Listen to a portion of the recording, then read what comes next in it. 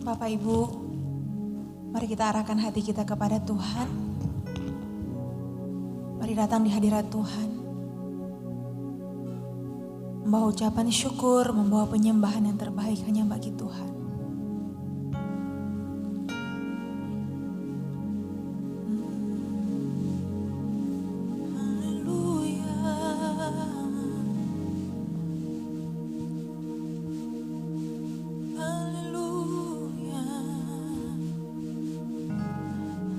Kami bersyukur Tuhan.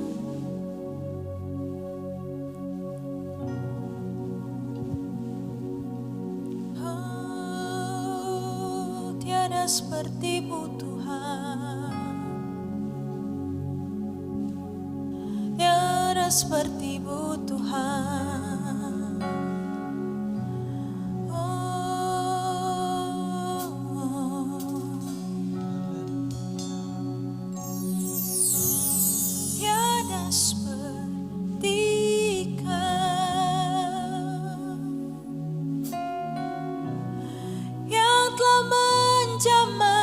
Segenap hatiku, tak seorang pun di dalam hidup ini seperti Kau Tuhan.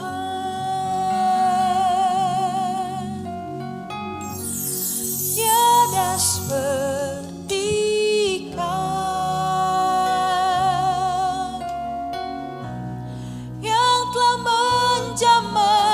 segenap hatiku,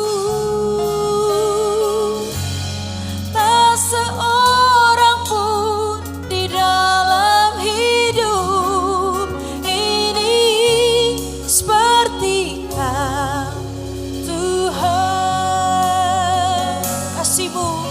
Kasih-Mu seperti sungai mengalir, kuasa-Mu menyembuhkan, kuasa-Mu menyembuhkan. Air mata pun Engkau hapuskan. Tiada seperti Kau. Katakan tiada seperti Kau Tuhan. Tiada seperti Kau yang telah menjamah hidupku, yang telah menjamah segenap hatiku. Tak seorang pun di dalam hidup ini seperti Kau Tuhan. Katakan tiada seperti Kau. Tiada seperti Kau. Amin. Yang telah menjamah segenap hatiku, tak seorang pun di dalam hidup ini seperti Kau Tuhan. Kasih-Mu seperti sungai mengalir, kuasa-Mu menyembuhkan, kuasa-Mu menyembuhkan. Terima kasih Tuhan. Air mataku Engkau hapuskan. Tiada seperti Kau. Katakan tiada seperti Kau. Benar tiada yang seperti Engkau Yesus. Yang telah menjamah segenap hatiku, tak seorang pun di dalam hidup ini seperti Kau Tuhan.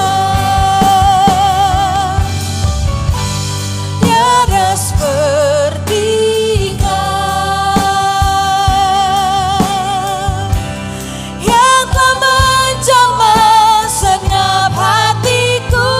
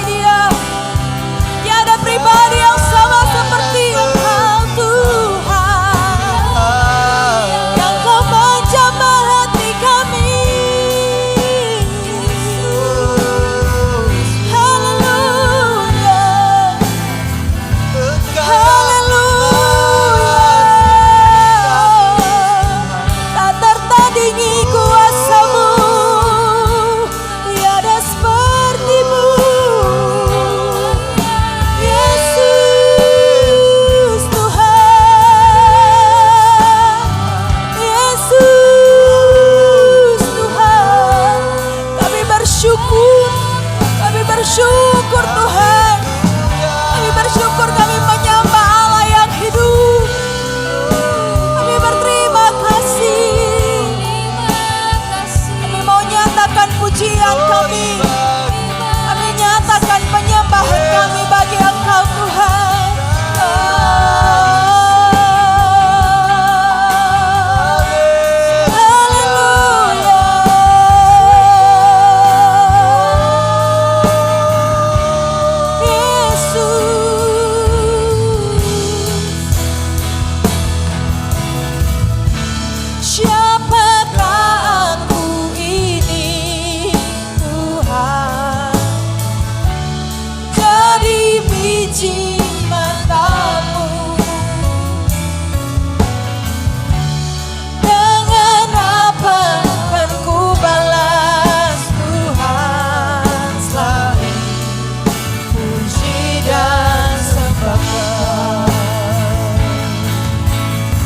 Sama-sama kita bangkit berdiri, nyatakan di hadapan Tuhan.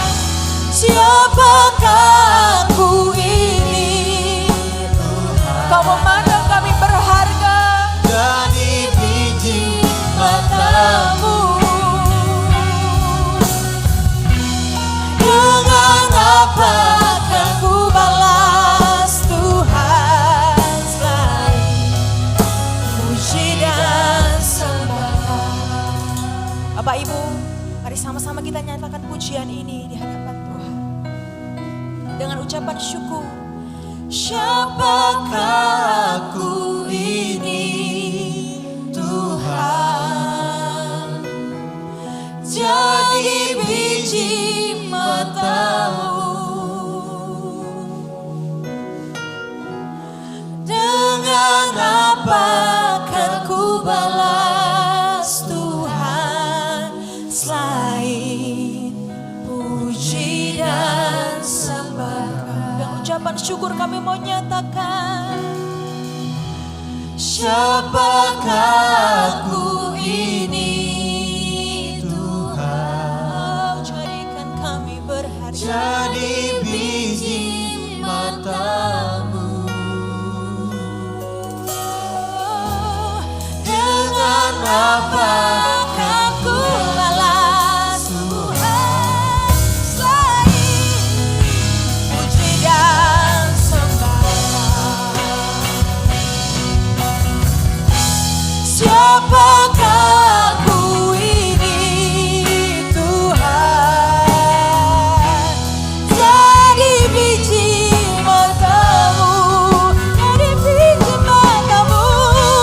Dengan apa akan ku balas Tuhan selain puji dan sembah Kau? Siapakah aku ini Tuhan? Jadi biji matamu. Dengan apa akan ku balas Tuhan selain puji dan sembah Kau? Selain puji dan sembah Kau, selain puji dan sembah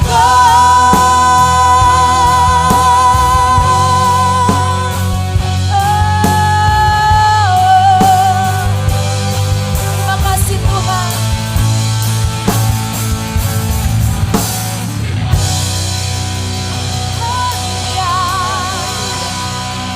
Haleluya, haleluya. Bapa dalam surga, dalam nama Tuhan Yesus Kristus, berterima kasih buat kesempatan yang kami dapatkan sore hari ini untuk beribadah kepada Tuhan. Dan kami menyerahkan ibadah sore ini sepenuhnya dalam tangan Tuhan. Urapan Tuhan menyertai hamba-hamba Tuhan yang melayani. Urapan yang sama ada pada kami semua yang beribadah kepada Tuhan, supaya baik yang melayani maupun yang dilayani sama-sama diberkati oleh Tuhan.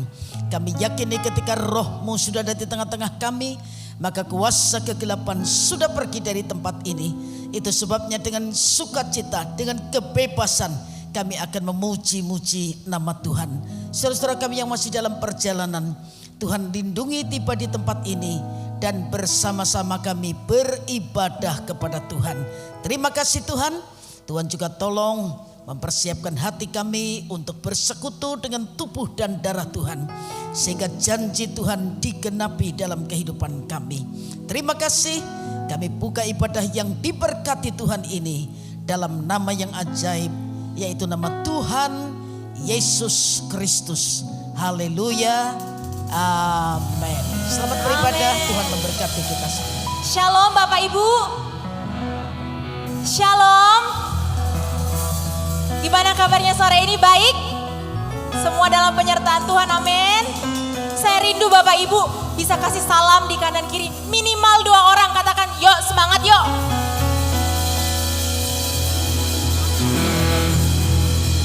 Haleluya.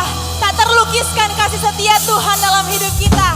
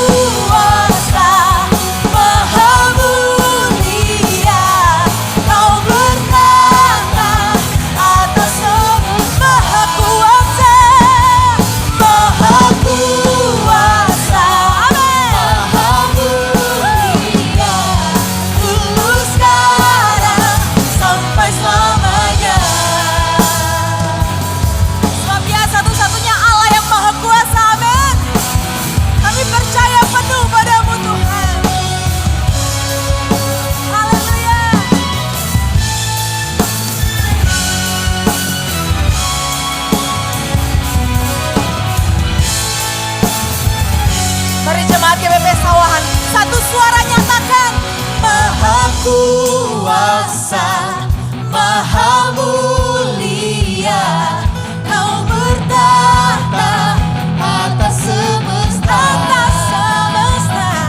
Maha Kuasa, Maha Mulia, Dulu sekarang sampai selamanya. Maha Kuasa, Maha Kuasa, Maha Mulia, Kau bertahta atas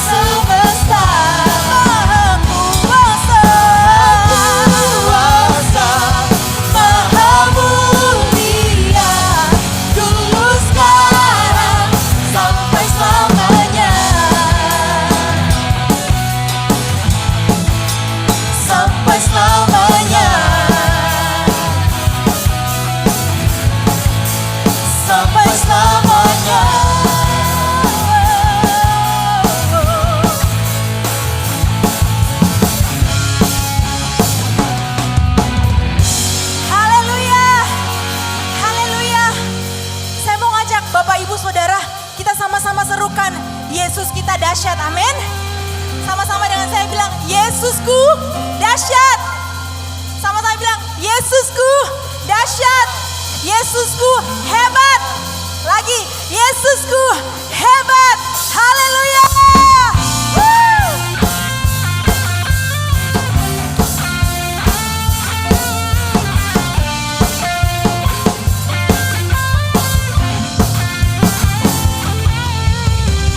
Yesus, Kaulah jalan, kebenaran, kehidupan. Di dalam nama-Mu kami kan beroleh selamat.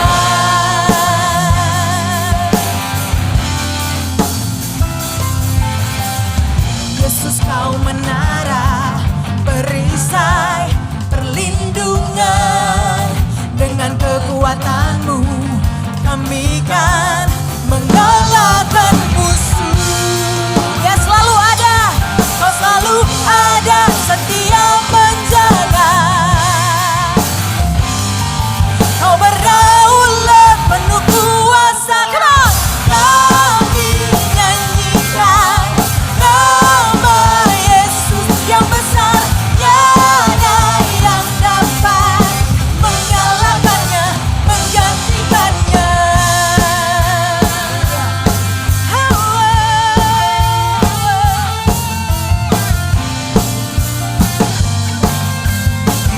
Sama-sama katakan, Yesus Kau menara. Yesus, Kau menara, perisai, perlindungan. Dengan kekuatan-Mu kami kan mengalahkan musuh. Kau selalu ada, setia membela. Kau berdaulat, Kau berdaulat penuh kuasa. Kami nyanyikan nama Yesus yang besar. Tiada yang dapat mengalahkannya, menggantikannya. Kami saksikan kuasa Yesus yang hebat. Tiada yang, amin, mengalahkannya, menggantikannya. Terima kasih Tuhan buat pengorbanan-Mu. Semua telah diambil alih di atas kayu salib. Kami mau nyatakan Tuhan, Semua telah Kau ambil alih, semua telah Kau selesaikan. Kau melakukannya bagi kami, Tuhan. Semua telah Kau ambil alih, semua telah Kau selesaikan. Kau melakukannya bagi kami, Tuhan. nyanyikan dengan iman-Mu. Semua telah Kau ambil alih, semua telah Kau selesaikan. Kau melakukannya bagi kami. Sekali lagi. Haleluya. Semua telah Kau ambil alih, semua telah Kau selesaikan. Kau melakukannya bagi kami, Tuhan. Kami nyanyikan nama Yesus yang besar. Tiada yang dapat mengalahkan-Mu, menggantikannya.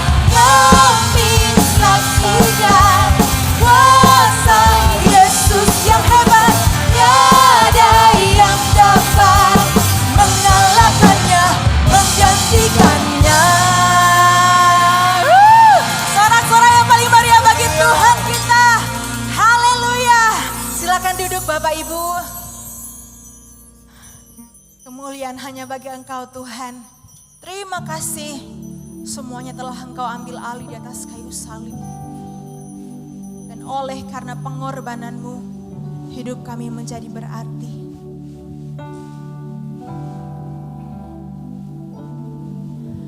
Yesus, apa arti hidupku bila Kau tak berikan nyawa-Mu yang terbaik tersedia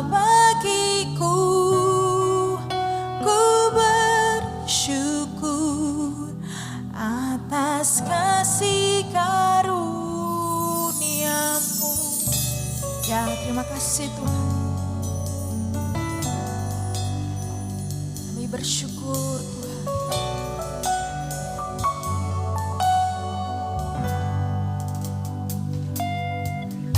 Salibmu membuka mataku, betapa berharga nilai hidupku. Menanggung semua dosaku, berikan hidupku, menggantikan diriku. Bukan karena perbuatanku,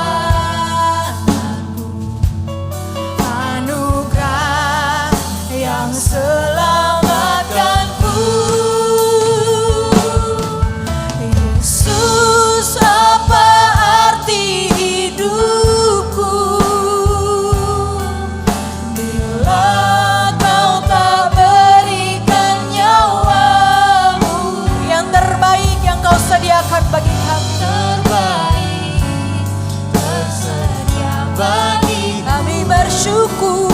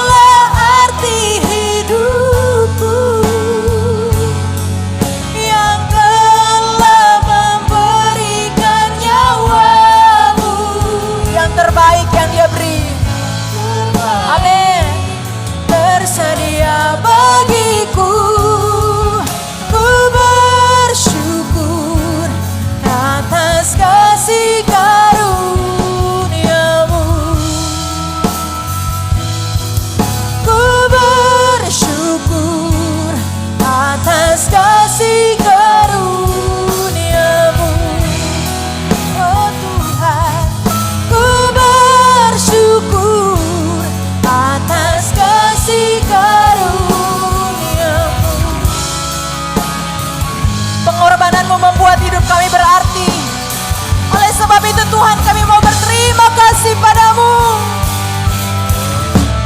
Ku berterima kasih buat kasih setiamu.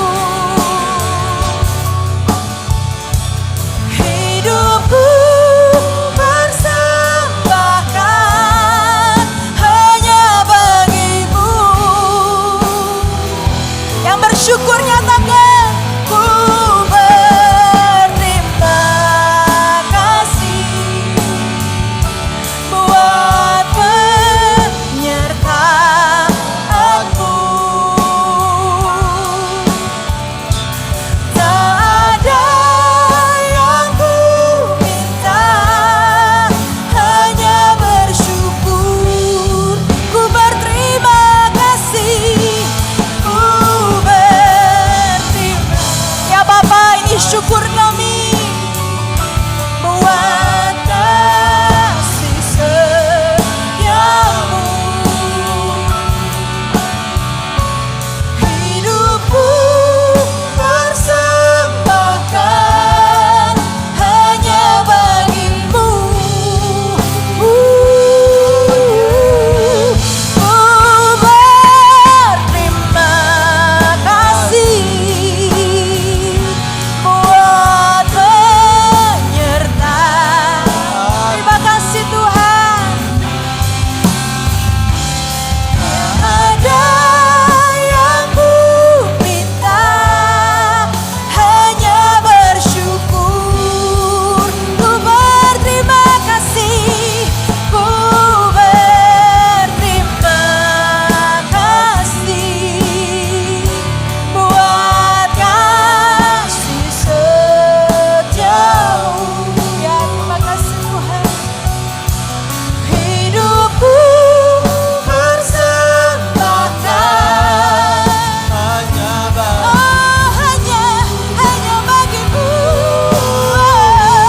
Ku berterima kasih buat penyertaanmu. Amin. Tak ada yang ku minta, hanya bersyukur.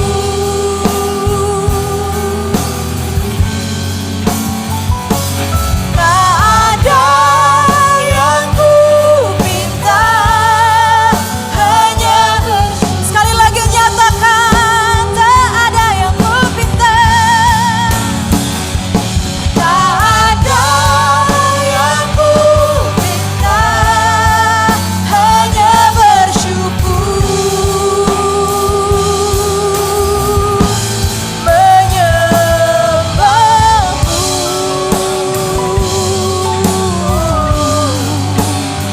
Menyembahmu Tuhan. Oh, terima kasih Tuhan. Terima kasih Tuhan. Haleluya. Syukur haleluya Tuhan. Terima kasih Tuhan kalau kami boleh memuji dan memuliakan nama-Mu. Kami percaya setiap puji-pujian kami boleh menjadi korban yang berkenan di hadapan Tuhan. Kami percaya hati kami sudah siap Tuhan untuk menerima taburan benih firman. Kami siap Tuhan, berbicaralah kepada kami. Kiranya Roh Kudus berikan kepada kami hikmat, akal budi, kebijaksanaan. Untuk kami boleh mengerti kebenaran firman-Mu Tuhan. Firman-Mu yang sebentar akan ditaburkan Tuhan. Boleh tumbuh dan berbuah lebat dalam hati kami, dalam kehidupan kami Tuhan. Iblis dan segala roh jahatnya sudah diusir keluar. Tidak bisa mencuri kebenaran firman-Mu Tuhan. Sehingga kami boleh menikmati firman-Mu dengan sepuasnya Tuhan. Kami boleh mendapatkan petunjuk dan pedoman kehidupan untuk kami boleh berjalan sesuai dengan kebenaran firman. Terima kasih Tuhan, di dalam nama Tuhan Yesus Kristus kami pelaskan doa kami dan mengucap syukur. Haleluya. Amin. Silakan duduk Bapak Ibu saudara-saudara sekalian. Shalom. Puji nama Tuhan. Pada kesempatan sore hari ini saya ingin menyampaikan kebenaran firman Allah yang saya beri judul bekerja smart, ya. Bekerja smart. Pembacaan Alkitab saya ambil dari kitab Amsal pasal yang ke-6 ayat yang ke-6 sampai 11. Kitab Amsal pasal yang ke-6 ayat yang ke-6 sampai 11. Demikian bunyi firman Tuhan. Hai pemalas, pergilah kepada semut, perhatikanlah lakunya dan jadilah bijak. Ayat 7, biarpun tidak ada pemimpinnya, pengaturnya atau penguasanya. Ayat 8, ia menyediakan rotinya di musim panas dan mengumpulkan makanannya pada waktu panen. Ayat 9, hai pemalas, berapa lama lagi engkau berbaring? Bilakah engkau akan bangun dari tidurmu?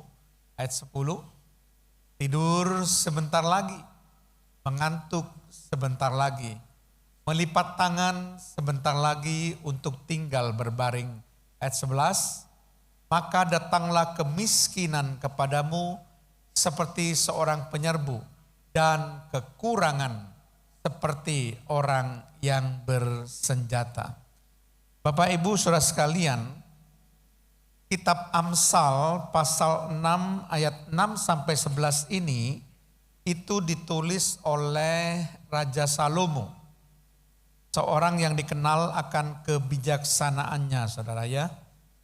Konteks kitab Amsal adalah memberikan pengajaran praktis tentang kehidupan yang bijak, tentang moral, dan tentang hal-hal spiritual.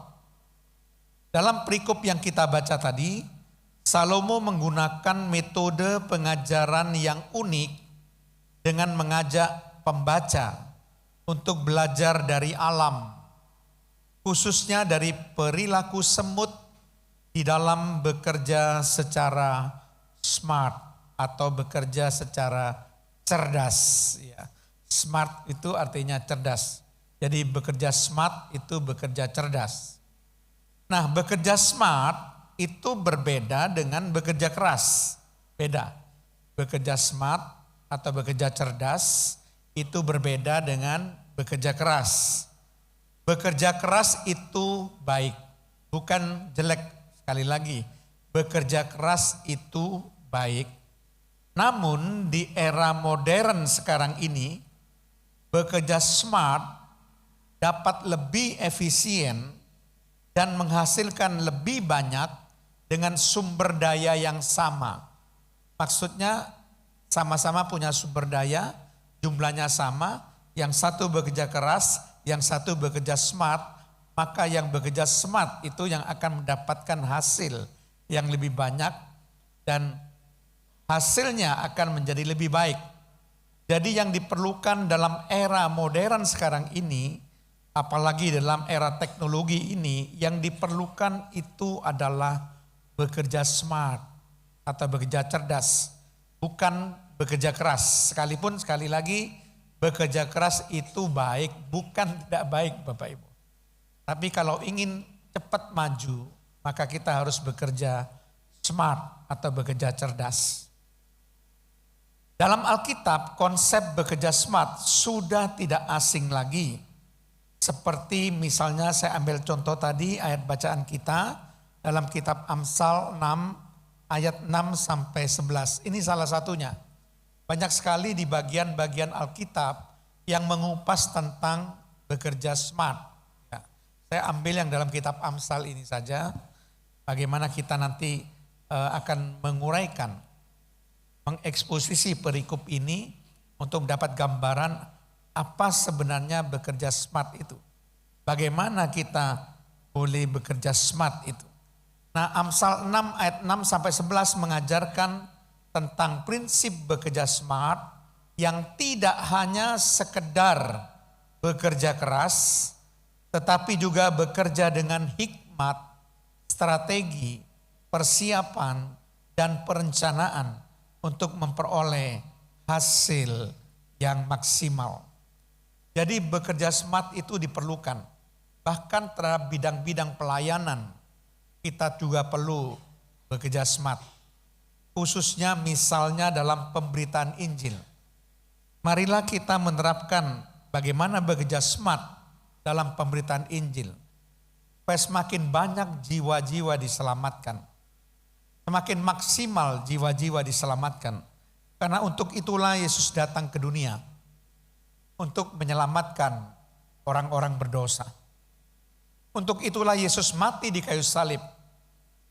Dia harus mencurahkan darahnya, menyerahkan nyawanya. Supaya banyak manusia, orang-orang berdosa yang diselamatkan. Kita sebentar akan bersekutu dengan tubuh dan darah Yesus. Betapa pentingnya harga jiwa-jiwa itu.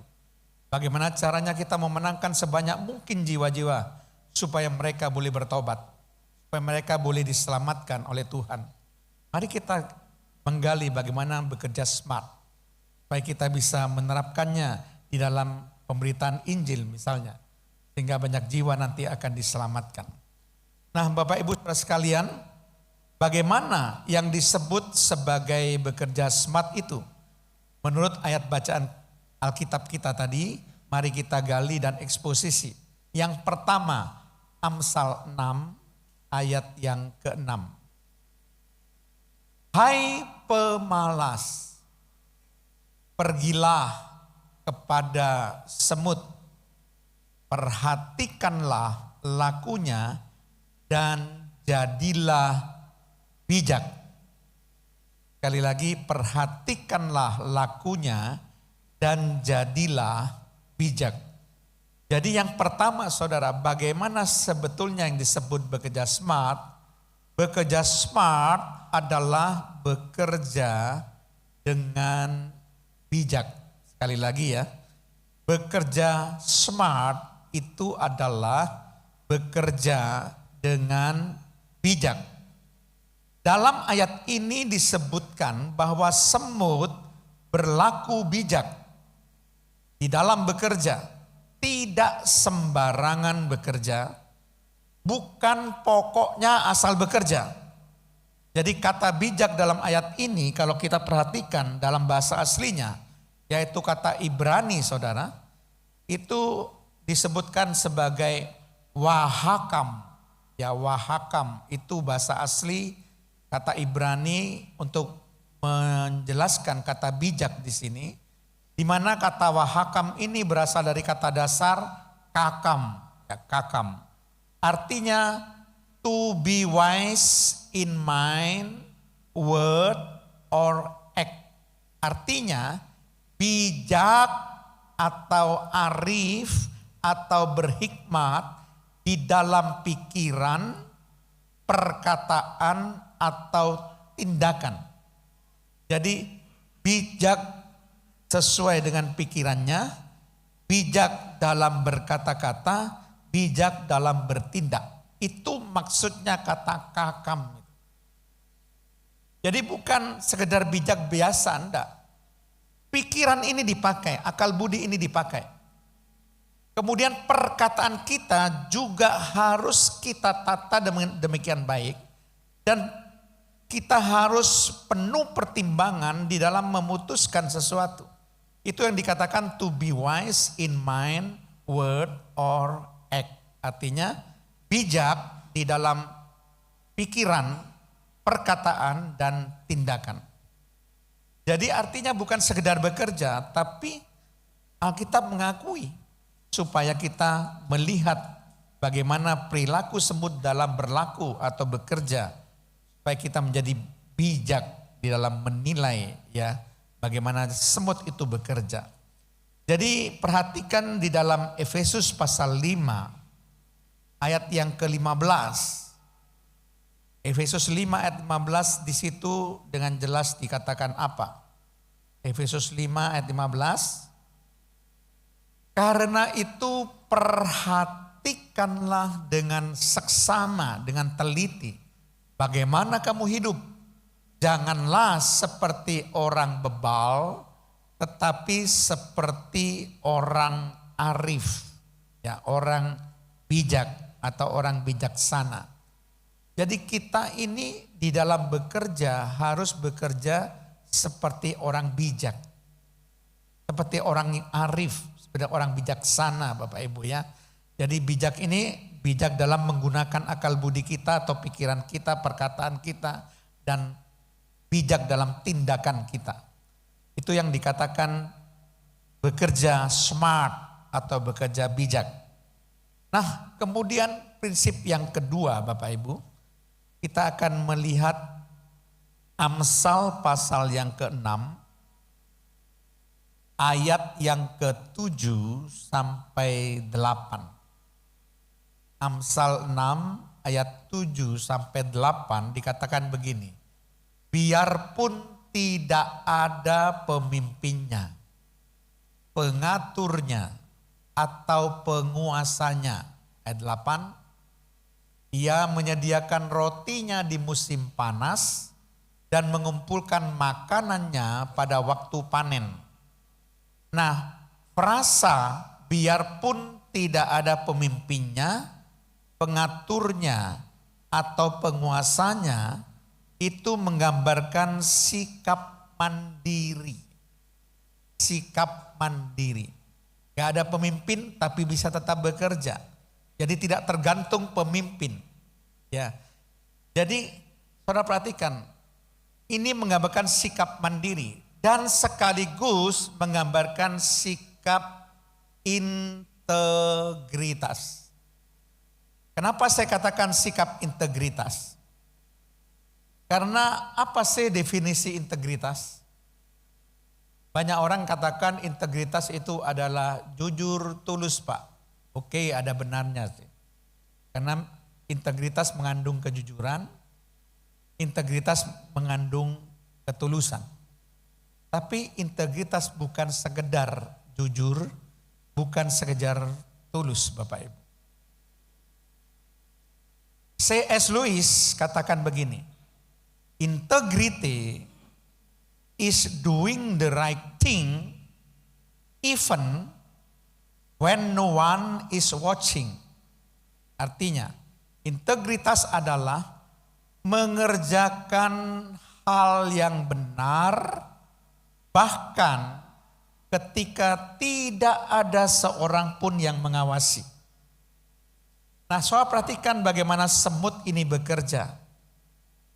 Tidak ada pemimpin yang mengawasi, tidak ada pengatur yang mengawasi, tidak ada penguasa yang mengawasi, tapi tetap bekerja.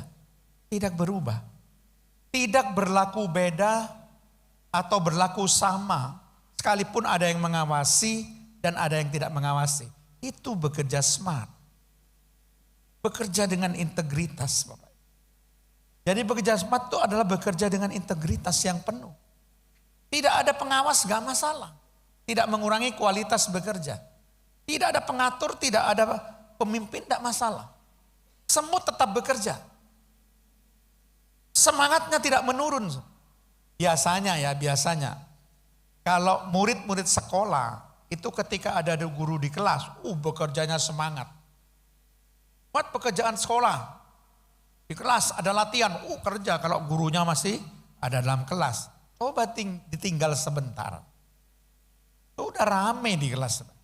Ada yang bicara-bicara, main HP, kemudian ada yang tidak bekerja lagi. Begitu guru masuk, langsung mulai bekerja lagi. Nah itu artinya bukan bekerja smart. Orang gini tidak bisa maju. Jadi bekerja smart itu ada pengawas, tidak ada pengawas, ada yang lihat, tidak ada yang lihat, tetap bekerja. Dan tidak menurun semangatnya, kualitasnya tidak menurun. Tetap bekerja dengan rajin, dengan semangat, menghasilkan maksimal. Itu bekerja secara integritas dan mandiri, tidak tergantung pada pemimpin. Tidak ada pemimpin tetap bekerja. mandiri, tidak tergantung pada orang. Nah ini ya yang saya simpulkan sebagai yang kedua. Kalau yang pertama tadi bekerja smart adalah bekerja dengan bijak. Yang kedua, bekerja smart adalah bekerja dengan mandiri, integritas, dan bertanggung jawab. Ingat baik-baik dari Amsal 6 ayat 7-8 kita dapat gambaran bagaimana sebetulnya bekerja smart itu. Yaitu bekerja dengan mandiri. Lalu bekerja dengan integritas. Bekerja dengan bertanggung jawab. Nah, tadi perkataan atau frasa anak kalimat biarpun tidak ada pemimpinnya, pengaturnya, atau penguasanya itu melambangkan sikap mandiri dan sekaligus melambangkan sikap integritas. Karena integritas adalah mengerjakan sesuatu yang benar bahkan ketika tidak ada seorang pun yang mengawasi. Tidak ada yang melihat, tidak masalah Bapak Ibu. Jadi kita tetap bekerja ya. Jadi itu C.S. Lewis ya, katakan begitu, C.S. Lewis. Dalam dunia kepemimpinan Bapak Ibu, baik itu kepemimpinan sekuler maupun kepemimpinan rohani, diperlukan suatu kualitas karakter yang amat sangat penting yang disebut dengan integritas. Henry Kravis mengatakan, if you don't have integrity, you have nothing. Artinya apa? Jika Anda tidak memiliki integritas, Anda tidak punya apa-apa. Anda dipastikan tidak akan pernah berhasil bekerja kalau Anda tidak punya integritas. Jadi, if you don't have integrity, apabila Anda tidak memiliki integritas, you have nothing. Kamu nggak punya apa-apa. Apa yang kamu banggakan kalau kamu bekerja tanpa integritas? Kamu tidak akan bisa maju. Karena kerjamu bukan kerja smart. Kerja smart itu adalah kerja yang berintegritas. Makanya orang yang bekerja smart itu maju. Ya karena memang harus bekerja dengan integritas. Betapa pentingnya integritas itu dikemukakan oleh banyak orang. Saya hanya ambil saja beberapa saja ya, tidak usah semuanya saya ambil. Misalnya saja saya ambil yang pertama dari Amy Rees Anderson. Amy Rees Anderson katakan begini. Ini saya langsung terjemahkan saja. Sukses akan datang dan pergi. Tetapi integritas adalah untuk selamanya. Integritas berarti melakukan hal yang benar setiap saat dan dalam segala situasi. Apakah ada atau tidak ada seseorang yang mengawasi. Dibutuhkan keberanian untuk melakukan hal yang benar. Tidak peduli apapun konsekuensi yang akan terjadi. Membangun reputasi integritas memerlukan waktu bertahun-tahun. Tetapi dibutuhkan hanya 1 detik untuk menghilangkan integritas. Jadi jangan pernah membiarkan diri Anda untuk pernah melakukan apapun yang akan merusak integritas Anda. Jadi kalau sukses bisa datang dan pergi. Tapi integritas itu kita butuhkan untuk selamanya. Kualitas tertinggi kepemimpinan itu adalah integritas yang tidak diragukan. Tanpa itu tidak ada keberhasilan nyata yang mungkin. Entah itu keberhasilan di dunia apapun juga. Baik dunia bisnis, dunia ketentaraan, maupun dunia pemerintahan, semua memerlukan yang namanya integritas. Dan menarik sekali dalam penelitian riset selama 20 tahun dari 4 benua oleh James M. Causes dan Barry Z. Posner, dia dapatkan satu kesimpulan yang sangat mencengangkan. Di situ dikatakan bahwa integritas merupakan modal utama dari seorang pemimpin yang berhasil. Tetapi sekaligus merupakan modal yang paling jarang dimiliki oleh seorang pemimpin. Itu kesimpulan dari riset. Untuk bisa pemimpin yang berhasil perlu integritas. Itu modal utama. Tapi ternyata dari hasilnya ini modal yang paling jarang dimiliki pemimpin. Pemimpin jarang memiliki integritas secara penuh, jarang. Jadi itu yang menjadi suatu perenungan bagi kita saudara ya. Dan Warren Bennis katakan dengan Bert Nanes katakan begini. Integritas itu adalah pondasi atau landasan untuk membangun rasa percaya.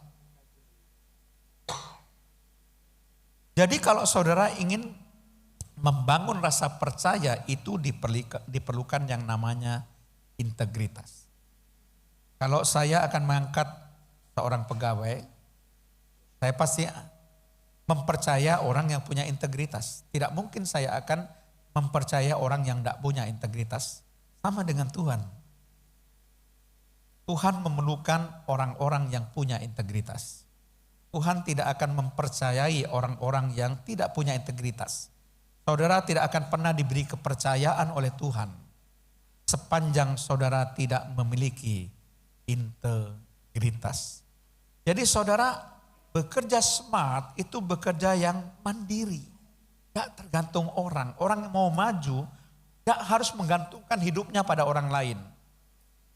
Bekerja sendiri pun bisa bekerja. Tidak harus tergantung pada orang lain. Seperti semut. Tidak ada pemimpin, tidak ada pengatur, tidak ada penguasa, tidak masalah. Tetap kerja enggak. Coba perhatikan semut itu. Tetap dia bekerja. Tidak ada pemimpinnya enggak. Tetap bekerja.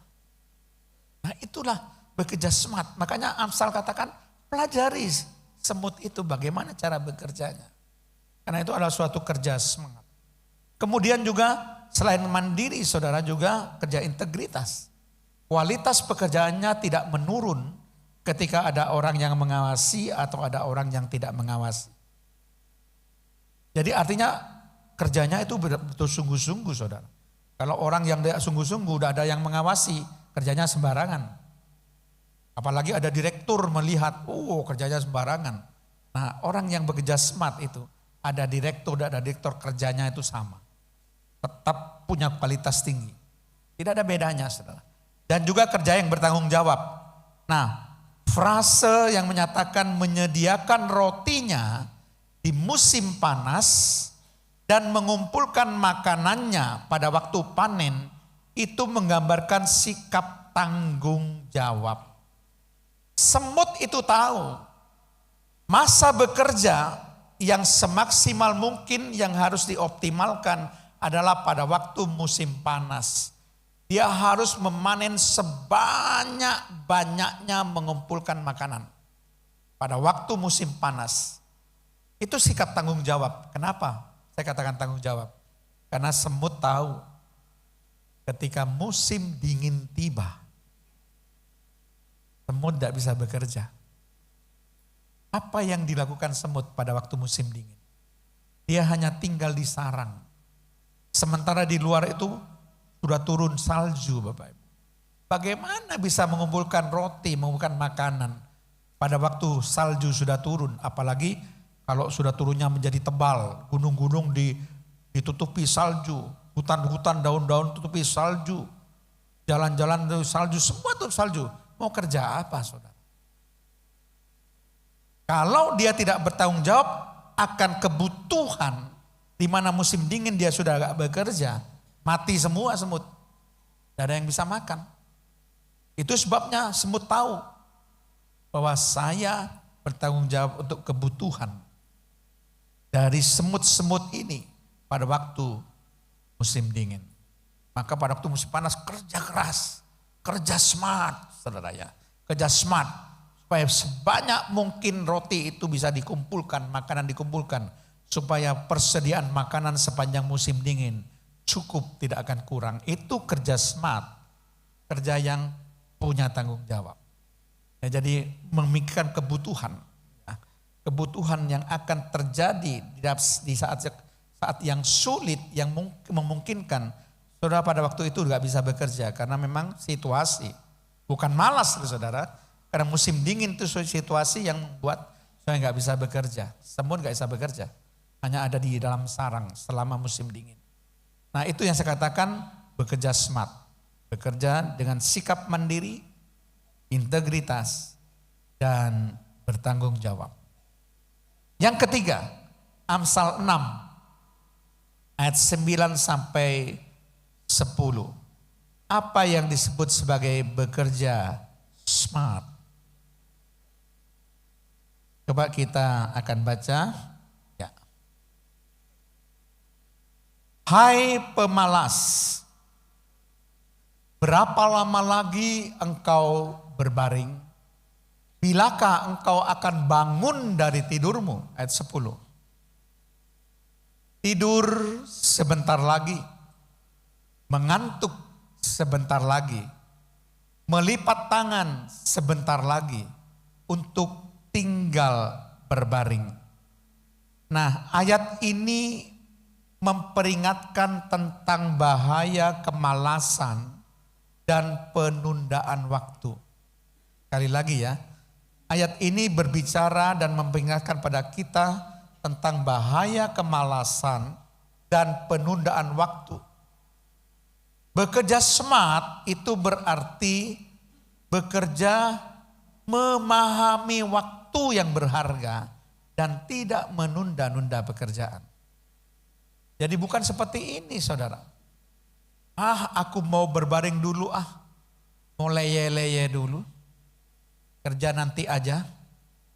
Lalu dikatakan di sini, kalau gitu kapan kamu mau bangun dari tidurmu? Aku mau tidur sebentar lagi. Aku ngantuk.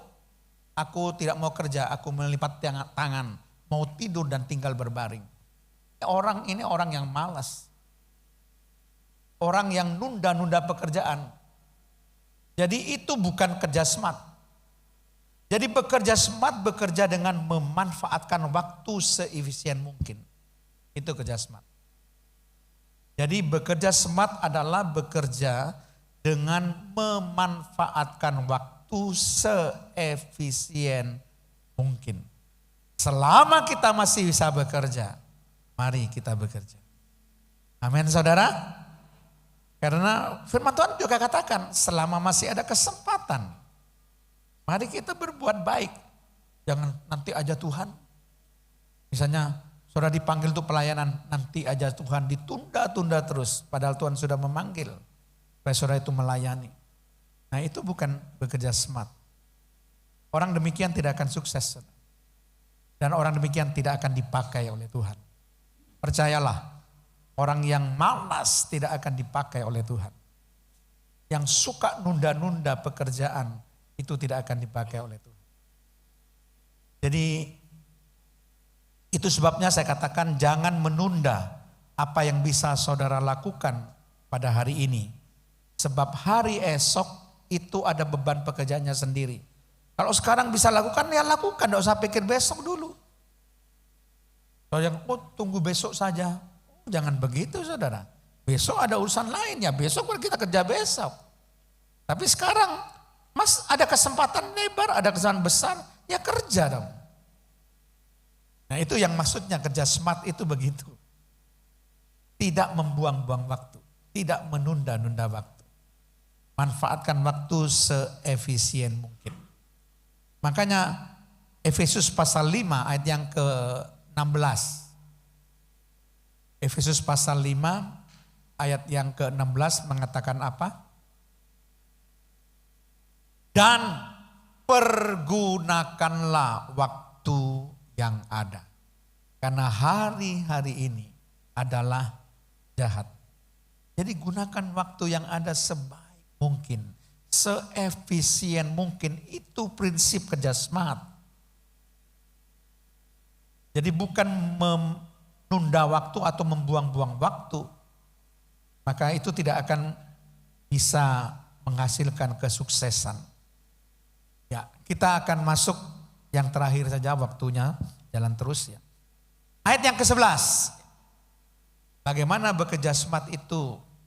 Dalam ayat yang ke-11 dikatakan, maka datanglah kemiskinan kepadamu seperti seorang penyerbu dan kekurangan seperti orang yang bersenjata.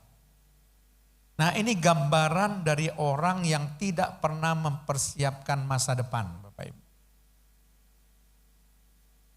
Akibat dari sikapnya sebelumnya, maka yang akan dialami oleh orang itu adalah kemiskinan dan kekurangan. Disuruh bekerja, tidak mau bekerja. Malas, ingin terus menunda pekerjaan, ingin terus berbaring, tidak mau bekerja, maka masa depannya jadi suram. Apa yang akan dialami? Kemiskinan. Apa yang akan dialami? Kekurangan. Apakah itu salah Tuhan? Tidak. Tuhan sudah memberikan berkat kok. Tapi kita yang tidak mempersiapkan masa depan. Jadi Bapak Ibu saudara sekalian, berdasarkan Amsal 6 ayat 11, bekerja smart itu adalah bekerja dengan mempersiapkan masa depan. Jadi bekerja smart itu bekerja dengan mempersiapkan masa depan di sini. Jadi ayat yang kita baca tadi menegaskan betapa pentingnya mempersiapkan masa depan dalam bekerja smart. Supaya apa saudara? Supaya kita pasti tidak akan mengalami kemiskinan. Kita pasti tidak akan mengalami kekurangan. Kalau kita betul-betul mempersiapkan masa depan.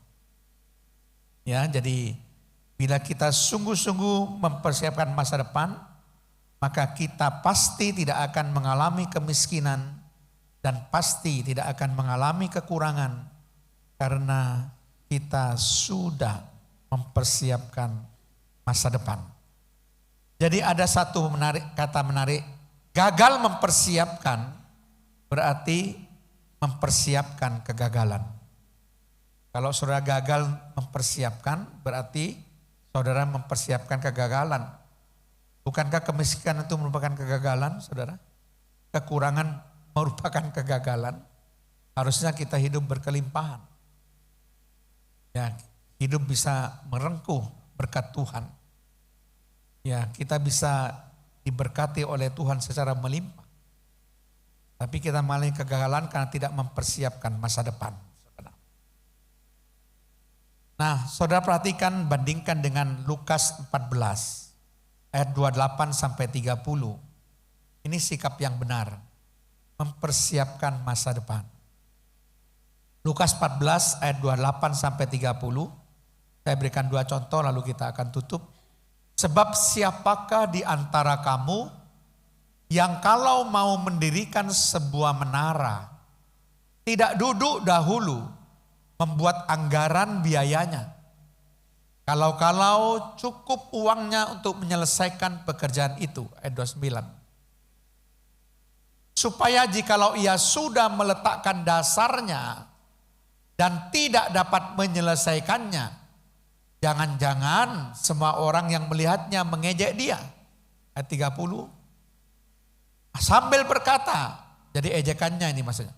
Orang itu mulai mendirikan, tapi ia tidak sanggup menyelesaikan. Makanya harus dipersiapkan. Persiapkan masa depan. Artinya anggaran itu betul-betul disusun, di-manage, dikelola, diatur yang baik, direncanakan yang baik. Supaya bangunan itu tidak mangkrak. Bangunan itu bisa dibangun sampai selesai. Itu maksud ayat ini. Persiapkan itu ke depan. Makanya dikatakan, siapa yang mau dirikan menara tidak duduk dahulu membuat anggaran biayanya. Itu yang benar. Berikan dulu. Anggaran biayanya berapa yang dibutuhkan. Berapa yang harus saya siapkan. Dana segar berapa yang harus saya siapkan. Supaya perjalanan pembangunan ini tidak mandek. Harus dipersiapkan betul-betul saudara. Misalnya saudara mampu dengan dana yang saudara punyai, dengan dana pinjaman pokoknya maksimal lah. Saudara mampu untuk membangun cuma 5 lantai. dari anggaran yang sudah dihitung. Tapi saudara memaksakan untuk bangun 10 lantai, ya mangkrak saudara.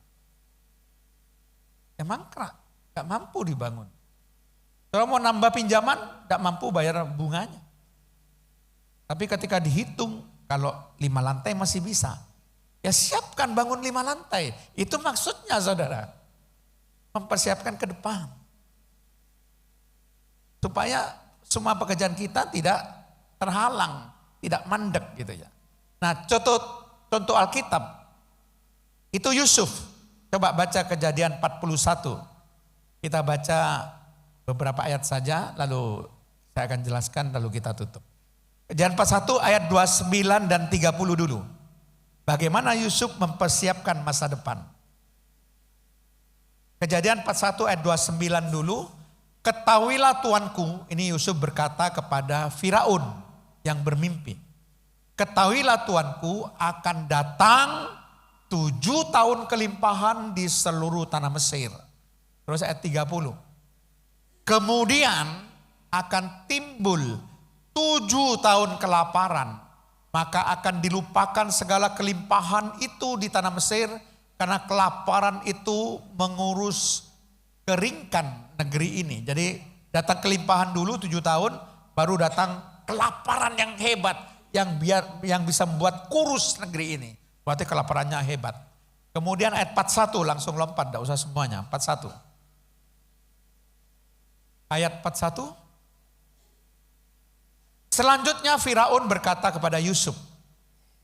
Dengan ini aku melantik engkau menjadi kuasa atas seluruh tanah Mesir. Karena Yusuf katakan angkatlah orang yang dapat dipercaya untuk mengurus tanah Mesir. Ternyata Firaun katakan kau yang akan aku angkat karena engkau penuh dengan roh Allah. Kemudian ayat 48. Ayat 48. Maka Yusuf mengumpulkan segala bahan makanan ke 7 tahun kelimpahan yang ada di tanah Mesir. Lalu disimpannya di kota-kota. Hasil daerah sekitar tiap-tiap kota disimpan dalam kota itu. Ayat 49. Perhatikan ini ayat terakhir. Ayat 49. Demikianlah Yusuf menimbun gandum seperti pasir di laut. Sangat banyak sehingga orang berhenti menghitungnya karena terlalu banyak. Dan karena memang tidak terhitung. Akibatnya ketika terjadi 7 tahun kelaparan, semua negara kelaparan, hanya Mesir yang ada roti. Kalau saudara baca selanjutnya, hanya di Mesir yang ada makanan. Dan semua negara berbondong-bondong meminta roti pada Firaun. Yusuf mempersiapkan masa depan.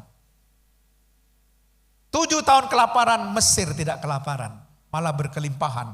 Karena makanannya tidak terhitung seperti pasir di laut. Jadi itu sebabnya saya katakan pada saudara, bekerja keras adalah baik, tapi bekerja smart adalah lebih baik. Bekerja smart bukan hanya tentang melakukan banyak hal, tapi juga melakukan hal yang benar sesuai dengan hikmat Tuhan.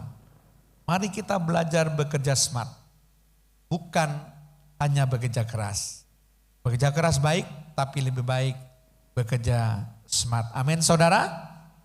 Maka kita akan review saudara. Bekerja smart adalah bekerja dengan bijak. Jadi pakai akal, ya, penuh pertimbangan. Kemudian setiap tindakan dipikir sebelum memutuskan. Kemudian yang kedua, bekerja smart adalah bekerja dengan sikap mandiri, sikap integritas, dan sikap bertanggung jawab. Yang ketiga, bekerja smart adalah bekerja dengan memanfaatkan waktu seefisien mungkin. Jangan buang-buang waktu, jangan menunda-nunda waktu. Kalau engkau bisa bekerja, bekerjalah saudara. Jangan ditinggal berbaring, tinggal tidur. Yang keempat, bekerja smart adalah bekerja dengan mempersiapkan masa depan. Saudara, kalau bekerja smart di dalam pelayanan Tuhan, maka saya percaya pelayan Tuhan akan maju. Kalau saudara bekerja semangat dalam pemberitaan Injil, maka saya percaya semakin maksimal, semakin banyak jiwa-jiwa yang diselamatkan. Supaya kita mendukung pengorbanan Yesus di kayu salib adalah untuk menyelamatkan jiwa-jiwa. Mari kita bekerja semangat di dalam pelayanan kepada Tuhan. Semua bidang pelayanan bekerja semangat terutama dalam pekabaran Injil. Kabarkan Injil dengan bekerja semangat, maka banyak jiwa akan diselamatkan. Saudara boleh memegang roti dan anggur, akan saya doakan dulu. Pegang roti dan anggur saudara.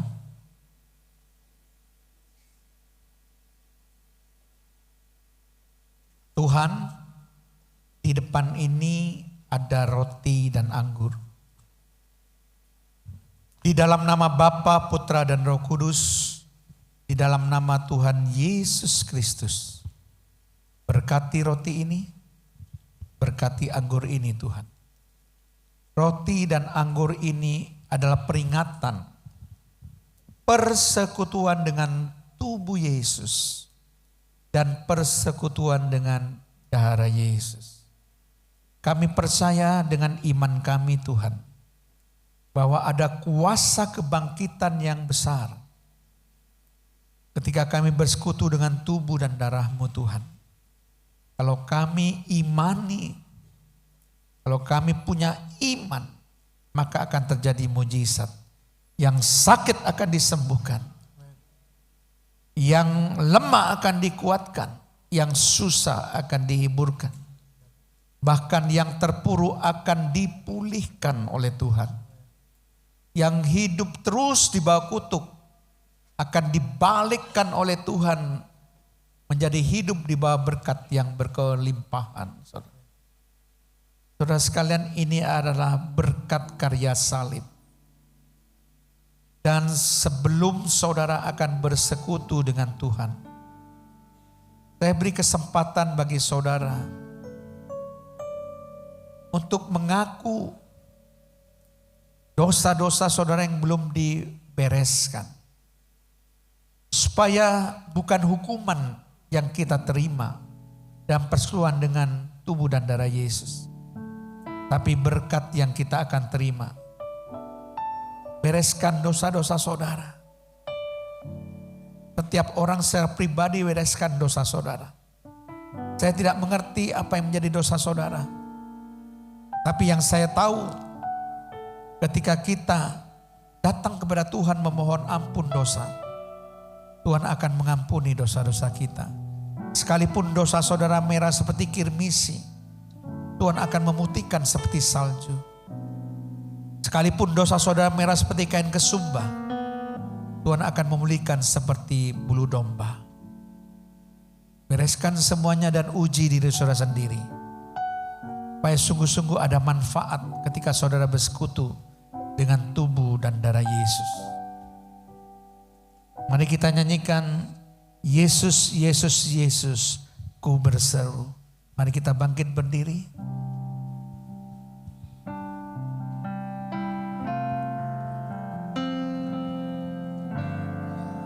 Yesus, Yesus, ku berseru.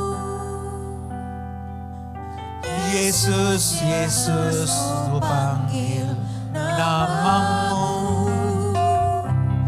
Pengabdianku hanya padamu.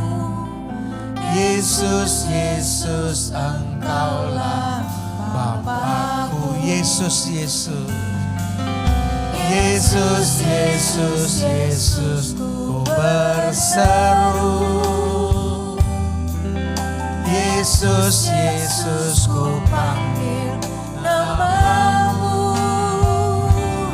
Pengabdianku hanya padamu. Yesus, Yesus, engkaulah Bapakku. Yesus, Yesus. Yesus, Yesus, Yesus, ku berseru.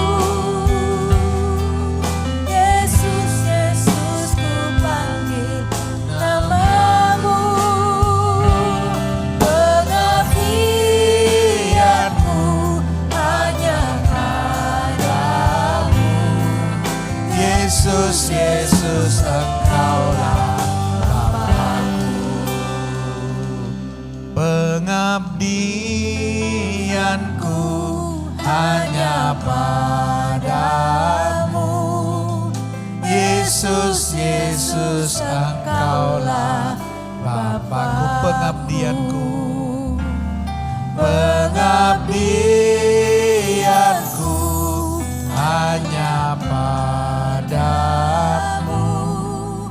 Yesus, Yesus, Engkaulah Bapa-Ku.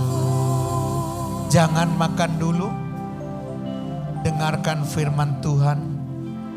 Jadi barang siapa dengan cara yang tidak layak makan roti atau minum cawan Tuhan, ia berdosa terhadap tubuh dan darah Tuhan. Karena itu hendaklah tiap-tiap orang menguji dirinya sendiri, dan baru sesudah itu ia makan roti dan minum dari cawan itu. Karena barang siapa makan dan minum tanpa mengakui tubuh Tuhan, ia mendatangkan hukuman atas dirinya. Sebab itu banyak di antara kamu yang lemah dan sakit, dan tidak sedikit yang meninggal karena tidak menghormati tubuh dan darah Yesus. Kalau kita menguji diri kita sendiri, hukuman tidak menimpa kita.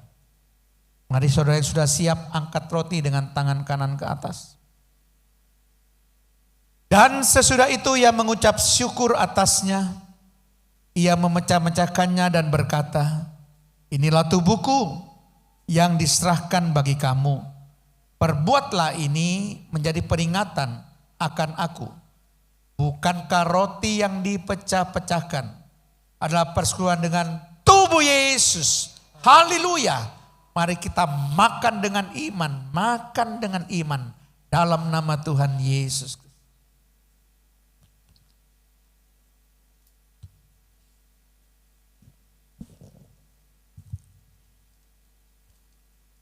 Terima kasih Tuhan.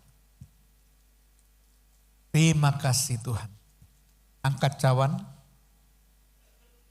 Demikian juga ia mengambil cawan sesudah makan lalu berkata, cawan ini adalah perjanjian baru yang dimateraikan oleh darahku. Perbuatlah ini setiap kali kamu meminumnya, menjadi peringatan akan aku. Bukankah cawan pengucapan syukur yang atasnya kita ucapkan syukur ada persekutuan dengan darah Yesus. Haleluya. Mari kita minum dengan iman dalam nama Tuhan Yesus Kristus.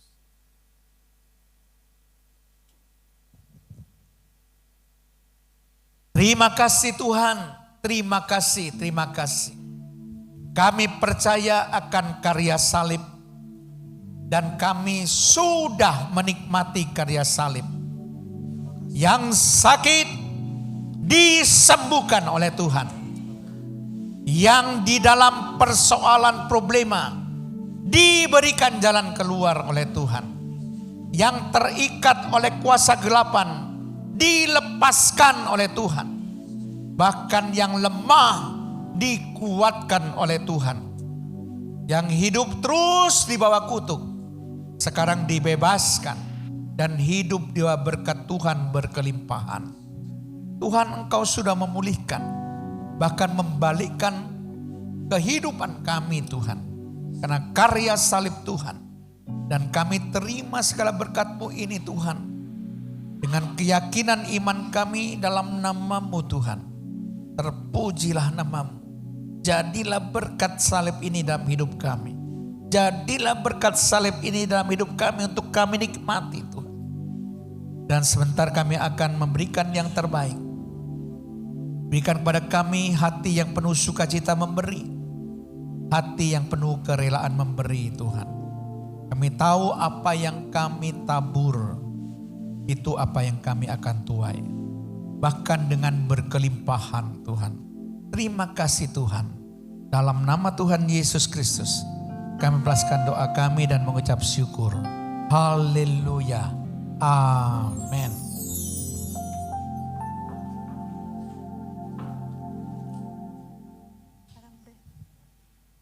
memberikan persembahan.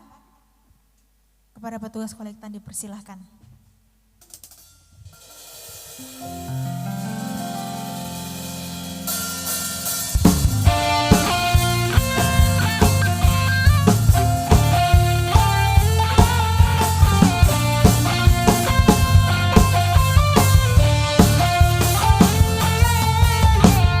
Yesus, Kaulah jalan kebenaran, kehidupan. Kekuatan-Mu kami kan beroleh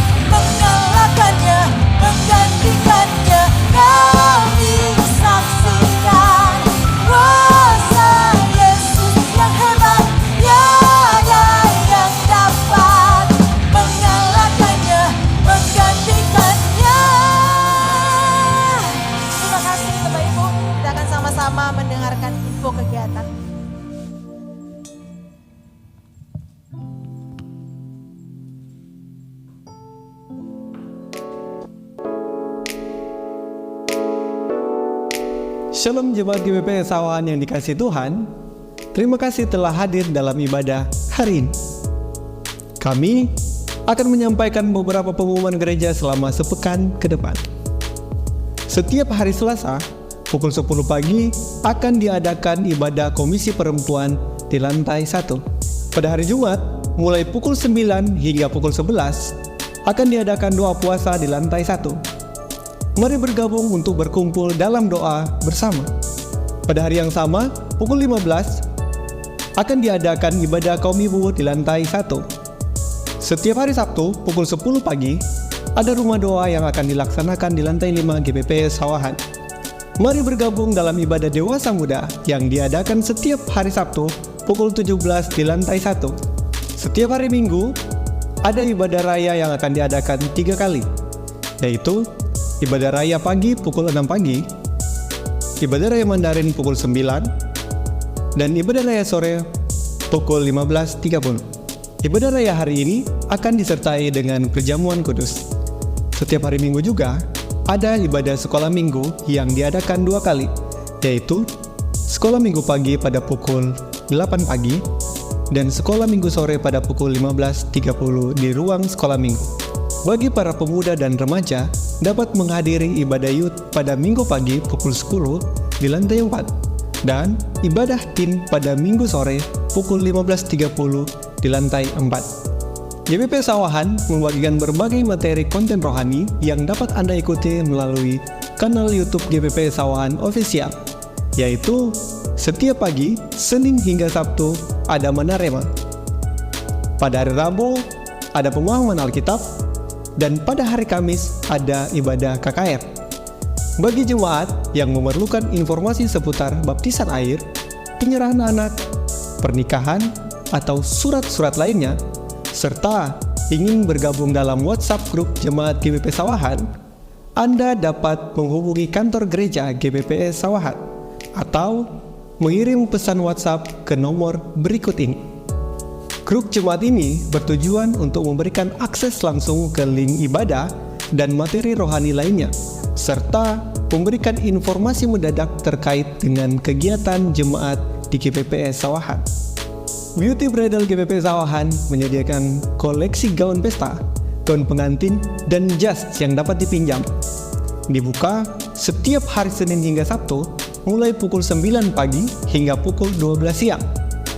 Dan setiap hari Minggu mulai pukul 8.30 hingga pukul 10 pagi. Untuk informasi lebih lanjut, Anda dapat menghubungi Pendeta Lili Megawati.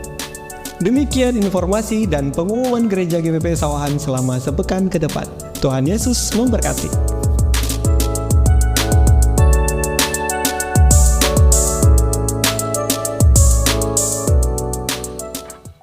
Ya, Bapak Ibu Saudara sekalian, minggu depan tanggal 10 November, ibadah pagi dan sore akan dilayani oleh Bapak Pendeta Yusa Agustinus Y. Kemudian ibadah kaum perempuan tanggal 5 November akan dilayani oleh Ibu Pendeta Lanita Sisilia. Setiap pagi hari Senin sampai Sabtu ada doa pagi di tempat ini, ya. Dimulai pukul 4:30 sampai hampir pukul 6 ya. Tempatnya di belakang mimbar ini, di belakang mimbar sini ya. Lalu setiap Senin ada doa malam dimulai pukul 18 sampai pukul 19.30.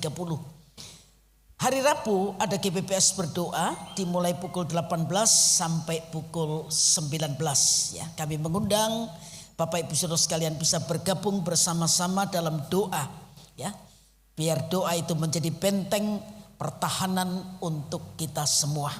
Tuhan memberkati Bapak Ibu Saudara sekalian. Mari sama-sama bangkit berdiri dan kita akan naikkan pujian, maka jiwaku pun memujimu, sungguh besar kau Allahku. Haleluya.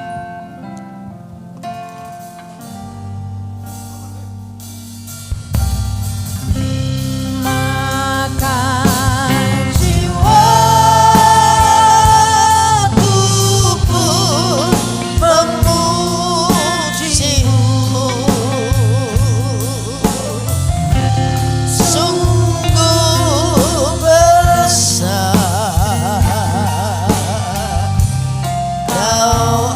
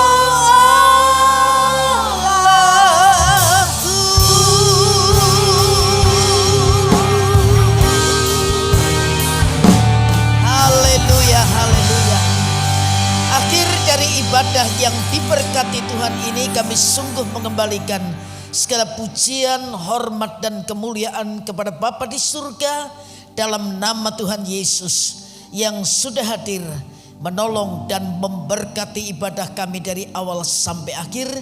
Kami yakini yang melayani dan yang dilayani sudah sama-sama diberkati oleh Tuhan. Kami berdoa untuk bangsa dan negara kami Republik Indonesia, Bapak Presiden, Wakil Presiden, pejabat di pusat sampai di daerah. Kami umat-Mu terus berdoa biar roh hikmat, roh takut akan Tuhan tetap menguasai pemimpin bangsa kami untuk mengatur Indonesia menjadi negara yang aman, lebih ada kesejahteraan dari waktu-waktu yang lalu. Dan kami juga tetap menyerahkan pemilihan kepala daerah dalam tangan Tuhan. Tuhan tolong biar semua berjalan dengan baik dan nama Tuhan dipermuliakan. Sebentar kami akan pulang meninggalkan tempat ini. Perlindungan Tuhan sepanjang perjalanan kami mohon. Dijauhkan kami dari orang-orang yang berniat jahat. Lindungi kami sampai kami tiba di rumah kami masing-masing dengan membawa berkat yang penuh daripada Tuhan. Dan sebelum kami melangkah meninggalkan tempat ini, dengan iman kami angkat tangan kami untuk kami menerima berkat daripada Tuhan. Tuhan memberkati engkau dan Tuhan melindungi engkau. Tuhan menyinari engkau dengan wajahnya dan memberi engkau kasih karunia. Tuhan menghadapkan wajahnya kepadamu dan memberi engkau damai sejahtera. Sebab itu turun dan tinggal atas kami dan keluarga kami berkat yang berasal dari Allah Bapa, kasih karunia dari Tuhan Yesus Kristus dalam persekutuan rohnya yang kudus menyertai setiap kami, memberkati setiap kami, dan membuat kami jadi berkat untuk kemuliaan Tuhan sore hari ini sampai Maranatha Tuhan Yesus datang kembali. Dan segala berkat ini kami terima dalam nama yang ajaib, yaitu nama Tuhan Yesus Kristus, yang diberkati sama-sama berkata, ya selamat pulang, selamat hari Minggu. Tuhan Yesus memberkati kita semua. Hatiku bersuka